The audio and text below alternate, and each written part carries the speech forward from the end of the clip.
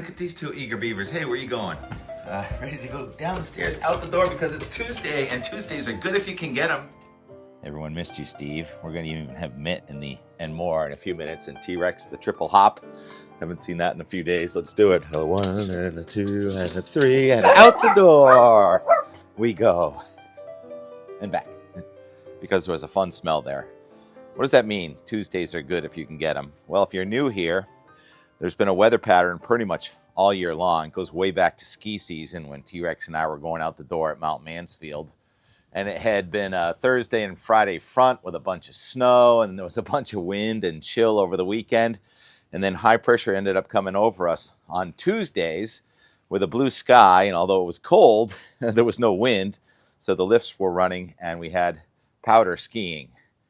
And so that's been a sort of a weather pattern. And the Tuesdays are good if you can get them means, well, a lot of us have to work on Tuesday, but if you have the day off, it's really good. So a lot of people that work in service industry and firefighters and such work on weekends, get a Tuesday off. And TK is one of them. And look at this, blue sky, not a cloud to be seen. How does this happen? Well, this is not a high pressure system. Most of those Tuesdays we're talking about high pressure systems. 54 degrees. I think I should back up and close the door. Keep the heat inside of the house. Thank goodness for this passive solar today. On the Cape House, I've had to turn on the heat, but so far in here, we've been getting away with a gas fireplace. So a lot of times I talk about whether it's cold air advection or warm air advection. That means what kind of air is blowing in. And today we have occluded air advection. What does that mean? Well, if you stick around for the and more in about 13 or 14 minutes, I'll explain that because it's so busy and I have so many things to talk about. Oh, before I get there, I better go secure Steve. I think one of the first things we should talk about is the snow. Did I put it in the headline? Not just clickbait. I love snow and I love all the different kinds of weather. But look at this, the deck on the summit of Mount Washington.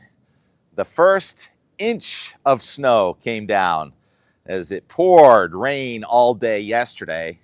More than 3 inches of rain or liquid equivalent and 1.2 inches of snow. Enough to track a Nimbus? Oh, that's not a cat track there. What is that track, Ryan Haas? Are you up on Mount Washington today? Are those your footprints? So, yeah, occluded air, not very cold. The summit temperature on Mount Washington is 30 degrees. Last week it was 18 degrees and we couldn't even get an inch of snow, but there's more moisture and instability. I talk about this high barometer cold and low barometer cold. High barometer cold is one of those mornings where you're cooler in the valley because cold air is more dense than warm air, so it sinks down, and that's a stable atmosphere. Low barometer cold is when you have much colder air up in the sky, and that was the case in Mount Washington this morning with the summit temperature in 30 degrees and the base temperature in the low to mid 40s. So this is called low barometer cold, and when it's colder up in the sky than down near the ground, that is instability. But we just happen to be in southern New England right now with this blue sky in some subsidence between two cyclones. I've been talking a lot about cyclogenesis and cyclones lately.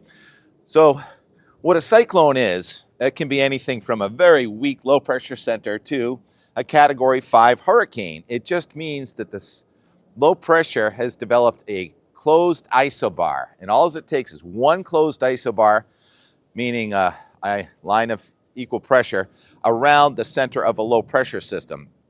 And it doesn't matter whether it's 1,000 millibars or 950 millibars.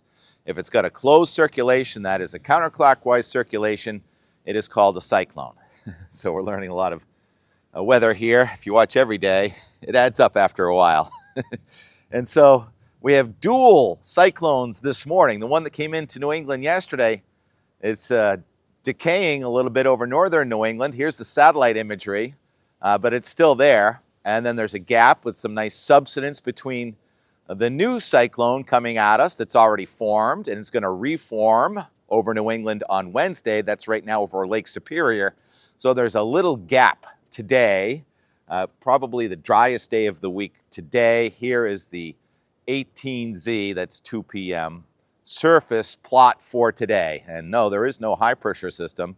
And our low from yesterday is no longer a cyclone. It's just a wave in northern Maine as we're awaiting the new energy coming across Lake Superior. And that's going to bring us another round of showers and maybe a thunderstorm and some elevation snow on Wednesday. Here's the Wednesday morning map. And it looks a lot like yesterday's, doesn't it? Well, you get a low pressure system in Ontario. You've got an occluded front, more on that in a few minutes. And you've got a triple point where the occluded front, purple, meets the cold front, blue, meets the warm front, red. And then the green would be rain, and then that red little outline there would be a chance for a thunderstorm in parts of central New England. So that'll be more beneficial rain in the extreme drought zone. How did we do for rain in the extreme drought zone? The most beneficial rain in months, probably all the way back to when it was snow back in April. Let's look at the rainfall lottery winners, widespread. The red dots are 2 to 3 inches. The orange dots are 1 to 3 inches. So a lot of red and orange dots from our Coco Raz community, collaborative, rain, snow, and hail observers in New England. And if we close in on northern Vermont, the winner is 3.13 inches of H2O in 24 hours in Underhill, Vermont, on the west side of Mount Mansfield. What? I thought you said it was going to be upslope from the southeast. Well, we had upslope from the southeast, and then we had upslope from the west. And as you move toward the east, the upslope from the east did pretty good too. Gorham, New Hampshire came in with, 2.5? Nice job, Paul. I hope you got that. Chris, your wells there in Conway coming in with 2 inches. Bruce M. back from his 2-week trip near Casco Bay says we got more than an inch of rain. Christian in southeastern New Hampshire says finally the first inch of rain we've had in one system in months. So beneficial rains, and we're going to try and do it again tomorrow, but the rainfall amounts tomorrow are going to be half as much as this. Did I look at the radar yet? Here's the radar. You know what I want to show? I want to show the radar from yesterday afternoon, how that Underhill, Vermont got 3 inches. This is the radar when I got home last evening, and probably have a little more of this and more. So the cyclogenesis formed and kind of stalled over northern Vermont. So you had flow from the east in Maine, and you had flow from the west into York, and there was that little nice heavy precipitation happening from the Champlain Valley to Mount Mansfield, where the air had been from the east and then came in from the west, under the center of our occluded low-pressure system. Thank you for asking. And then the radar this morning, we're in between systems. That rain in Vermont that came in from the east is now exiting through Maine, moving toward the west. It did a loop-de-doo. That's what happens with negative tilt troughs aloft that are cutting off. So much vernacular here, I know. Well, they're going to do it again on Wednesday, and then we're going to do it again on Friday. Last week we talked about 3 cyclogenesis possible. I know it's time consuming, but I'm going to try and show the timing of this next batch of rain. We're so deep into this video, and I'm hardly even got to the prognostications. And there's that precipitation that came in from the east, moving back to the east. So that's the loop-de-doo, and that little bit of rain in Maine is about done this afternoon. Then we wait and watch the thicknesses fall from 552 red line to 546 red line. Now we're down to the 540 red line, which means the snow level can come down below the summit of Mount Washington if it snows or rains at all. And it does show a batch of rain coming across New England tomorrow. A little bit weaker, a little bit faster, a little bit further north than yesterday, but looking very similar otherwise. And then here comes the 540 line as that precipitation shuts down. Now you're getting into cold air advection, and the temperature for all of us at all elevations is going to be going down on tomorrow night. And then on Thursday morning, look at that 534 number cutoff means that if there's precipitation, and there's not a lot of it, instability, it could be cold enough for snow down to about 3,200 feet with that one.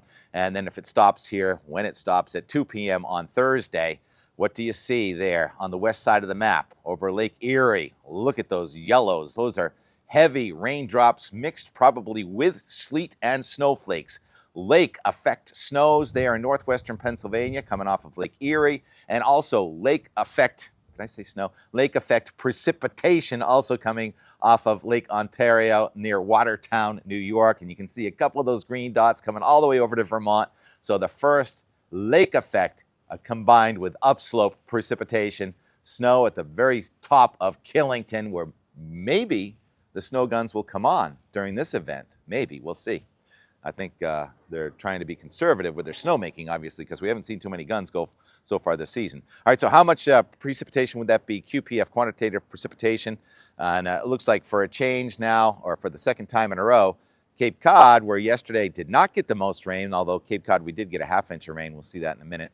And so the least amount of precipitation there is over Cape Cod and eastern Maine, as this is a more classic precipitation signature, where the heaviest is, well, you get that lake effect out there, ridiculous amounts near Erie, Pennsylvania. And then you do get some purples showing up once again in the higher elevations, again with an upslope from the southeast and then the west, very similar to yesterday. And we stop it here at Thursday at 2 p.m. And I'll put the cursor again over Conway, New Hampshire.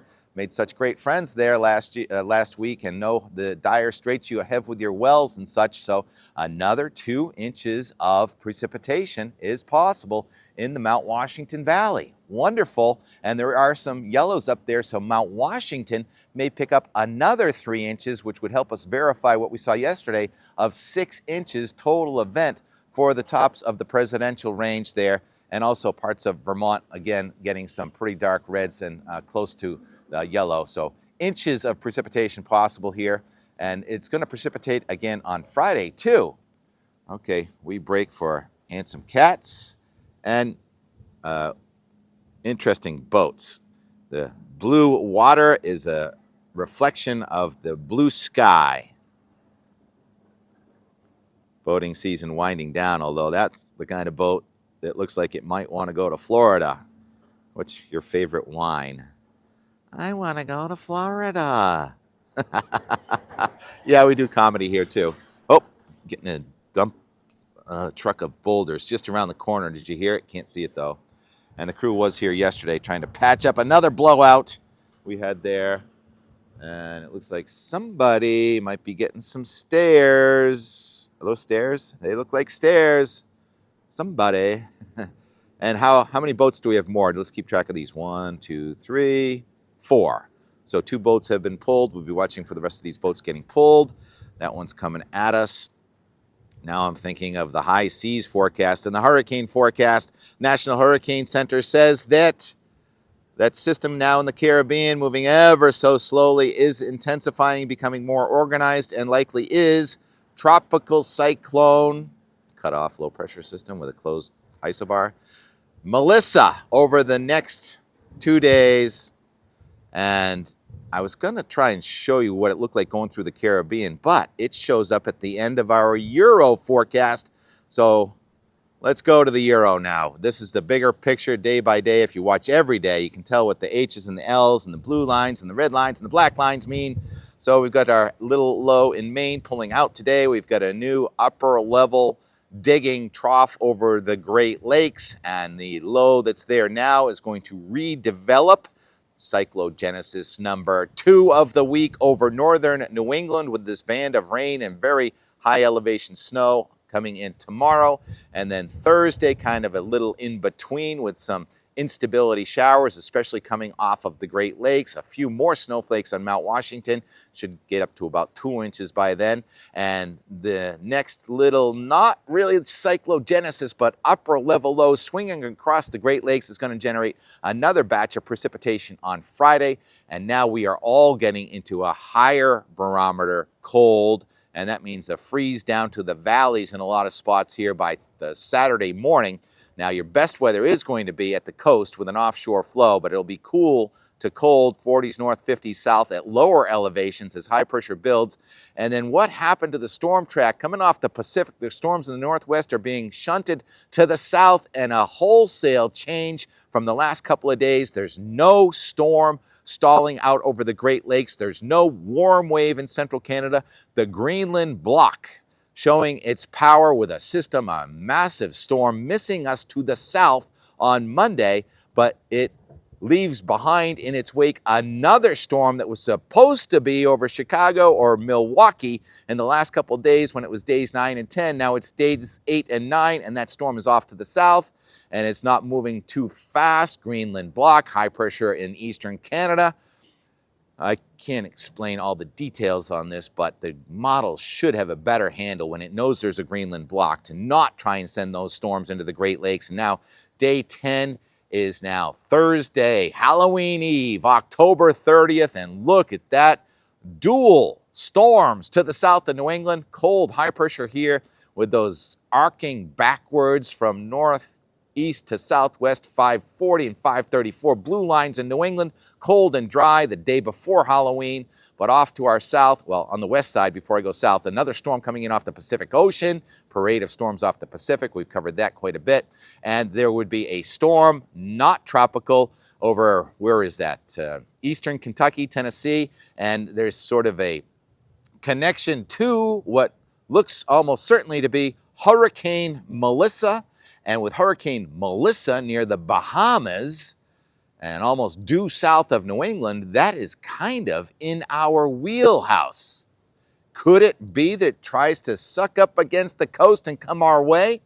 Well, saving us from that at this point, if this is anywhere near right, and we know these 10 days are not usually correct, you see the 540 blue line there near Lake Huron, and then the 546 and the 552, that would be an upper level trough that looks strong enough that could or should steer Mellisa out closer to Bermuda again than New England. But a storm may come up the coast with an injection of moisture from Mellisa, sort of the way Jerry did it with us last week. Remember?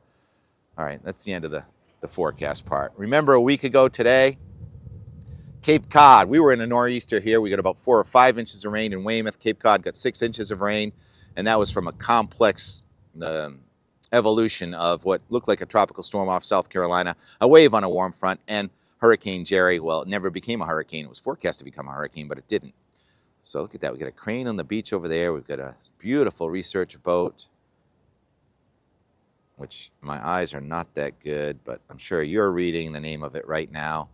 Oh, this is so lengthy. The end more from yesterday. I'll just tell you what happened. The big concert announcement on WZLX. So I was listening to that, editing, and awaiting the rain on Cape Cod, which was really intense for a short time. Then I chased the rain north, and we ended up here in the backyard with a Mitt and a T-Rex and a Steve all in one spot. And then I did a time-lapse of the sunset. So Michael McCormick is working on my time-lapse of my web cameras, but we're going to have a time-lapse of the sunset here because I put my camera on a tripod, and it's called Yesterday's Weather Today, and more. And more, 10 o'clock, Monday. It's not raining yet, Chuck. They've been promoting this huge concert announcement for days and days. I think the promos of just about any radio station are obnoxious, but the ones we do over and over on ZLX.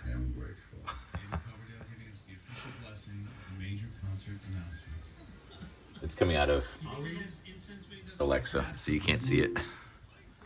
Alexa, volume 5. I'm not quite sure how to help you with that. I think we're ready. I can Let's relate. do this. Alexa, volume 5. They're back. Alexa, volume 6.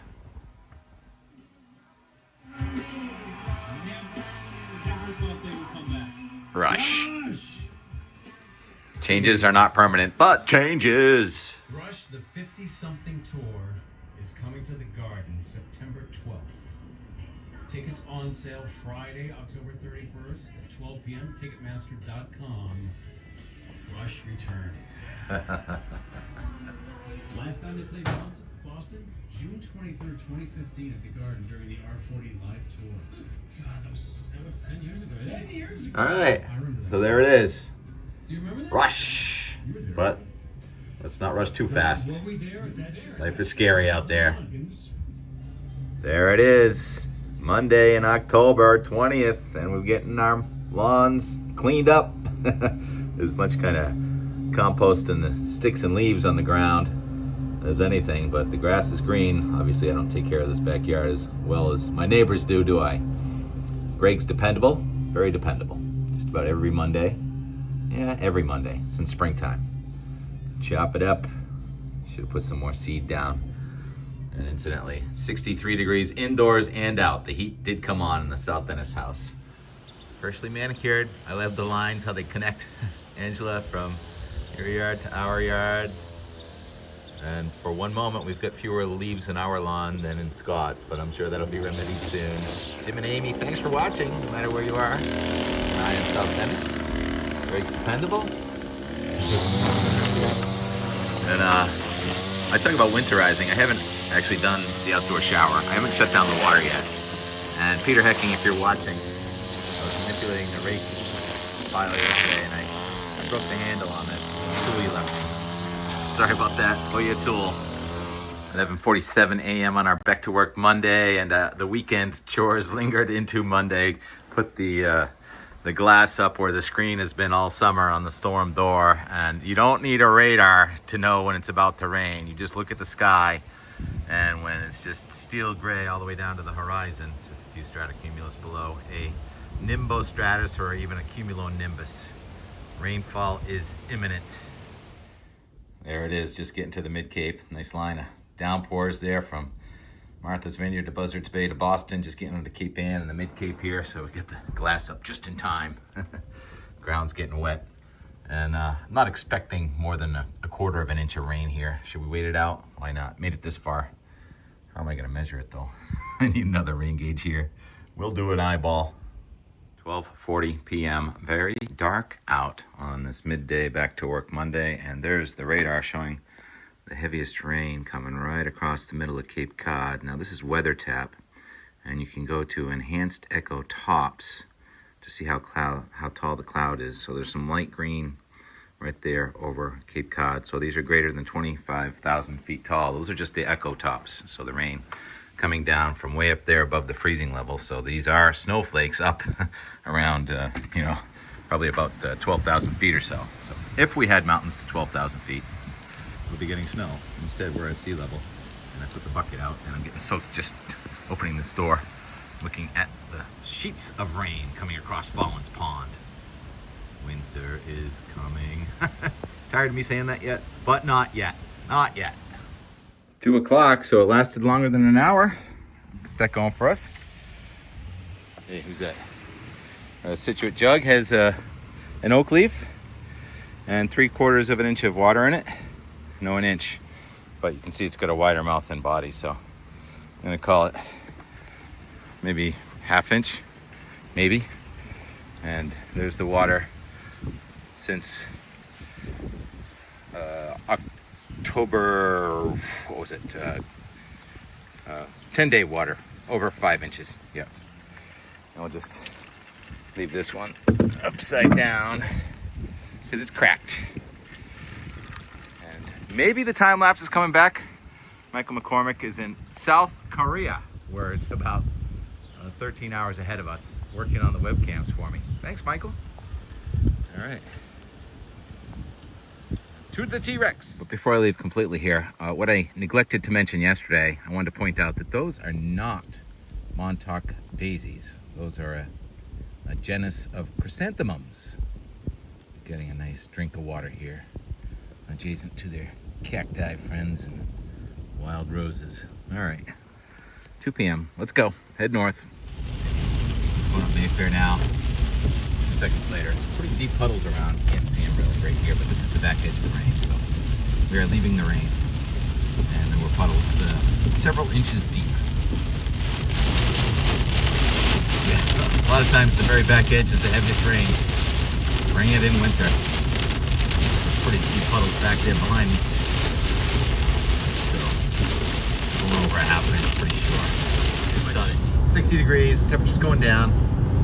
See the clearing line. Closing back in on T-Rex. There's Boston way over there, pretty colors. And oh, where's the 30-foot skeleton? Right there this year. And we're back. So there's the rain cloud over there. Boating, still have boating. So it's not raining here, but what's missing? There's the clearing line. It's 60 degrees and there's no wind. So the thing about an occluded front with the cyclogenesis, which we're near the center of, explaining no isobars, no wind right now, is what an occluded front does is it takes the warmer air on the east side, wraps it into the north side. It takes the colder air on the north side and west side and wraps it to the south side. And then the outflow swirl is called occluded air. And it's sort of a mixture of the warm and the cold. And we really have to wait for a colder front that's going to come in succession, one later tonight, and then an even stronger one on Wednesday. And that Wednesday morning rain behind that, that's going to be true colder air. But it's still going to be a low barometer, so it'll be instability. And when I say instability, colder up in the sky, which we do have now, and instability clouds. So on the back side of this cloud, where you have the blue sky, there's instability, and those are instability cumulus over there, which should make for a pretty interesting sunset. And we have a T-Rex, and we have a Maine Coon. Oh, we've got 2 Maine Coons. Everyone's out here. Word is out. Tim's home. He opened the door. Let's all go outside. Go outside. The rain bucket. So this is all the rain since September, since about Labor Day. Tomatoes, got a few tomatoes. And just in case I forget during out the door, oh my goodness, talk about an overachiever. We got more than an inch of rain here today. So the NAM was going back and forth. Yesterday it had 1/4 of an inch of rain for us. And then yesterday it had in the evening, it had an inch and a half. And so we ended up with, looks like about 1.1 inches of rain. So another overachiever, and we have tomatoes on the ground. Yeah, it's that time of year. So I just heard some loud meowing. Mitt, what was that? He's a loud meower. He keeps walking around the rose bush. All right, I'll free you. Steve assumed a chair. He always asks for a chair over here. Grooming, and the sun's just about to come out beneath the cloud. That's cool. Look at those cumulus in the upper level cool pool that is causing this low pressure system to sit and spin and stall. How cool is this? The back edge of the cloud just kind of stalled there from southern Vermont all the way down to Martha's Vineyard in the sun, Nantucket in the cloud, and right on the edge here, we can see the edge of that cloud here in Weymouth. I've been talking about it, and then as soon as the storm cloud kind of eases, those are the instability clouds with the upper level low, cool pool, low barometer cold, I call it, and the corresponding radar loop. So neat.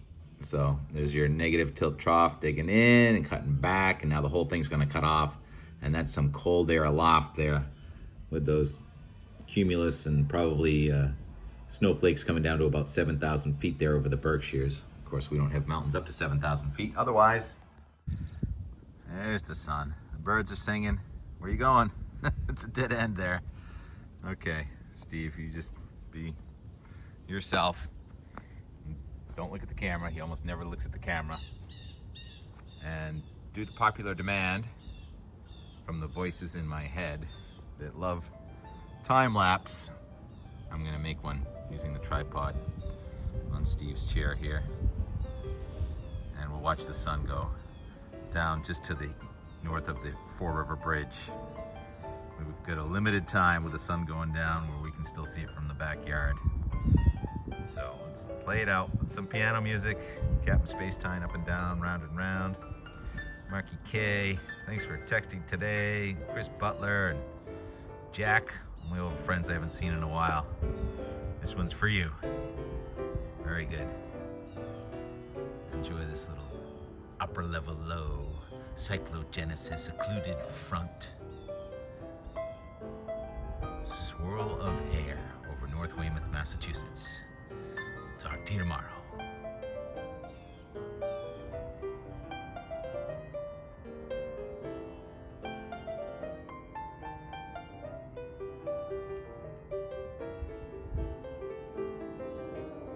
Winter is coming.